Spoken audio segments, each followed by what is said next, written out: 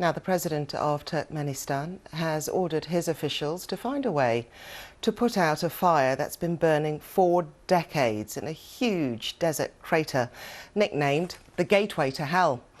Mystery surrounds how the Darvaza Gas Crater in the Karakum Desert formed and began to burn. The president, Gurbanguly Berdimuhamedov, wants it extinguished for environmental and health reasons, but also as part of efforts to increase gas exports. Well, I've been speaking to the Canadian explorer, George Kourounis, who is the first person ever to descend to the bottom of the crater.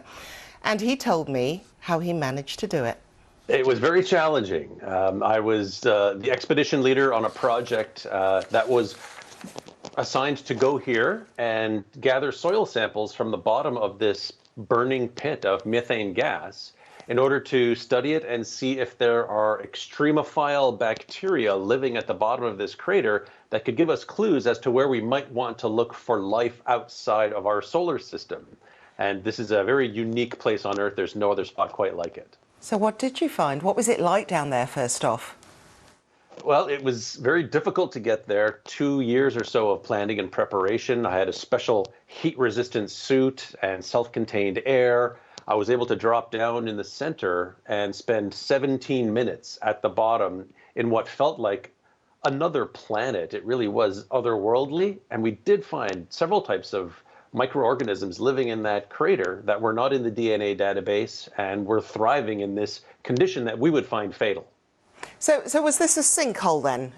Actually, just take us through how people think it was formed. There's a bit of controversy as to how we believe it was formed, but essentially there was a sinkhole that formed and caused a drilling rig, basically harvesting this methane gas, to collapse. It's about 30 meters deep and 70 meters wide.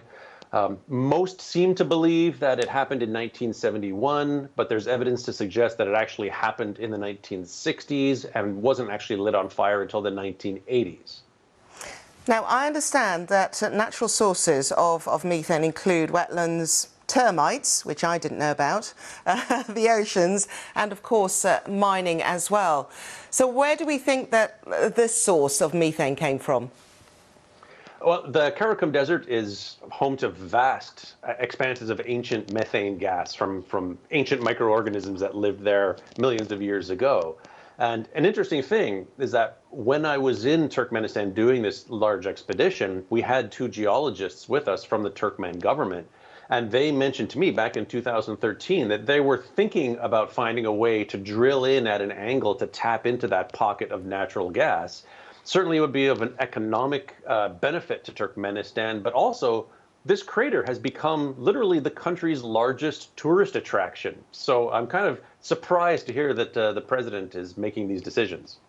Yeah, what do the locals make of it? Do they want it put out? Well, there are no locals. This is a very remote part of the desert, and it has been implied that part of the reason is financial, but part of the reason is to protect the local population. But this is a very, very remote place. And at one point, the president was adamant that the place should be completely bulldozed and the fire extinguished.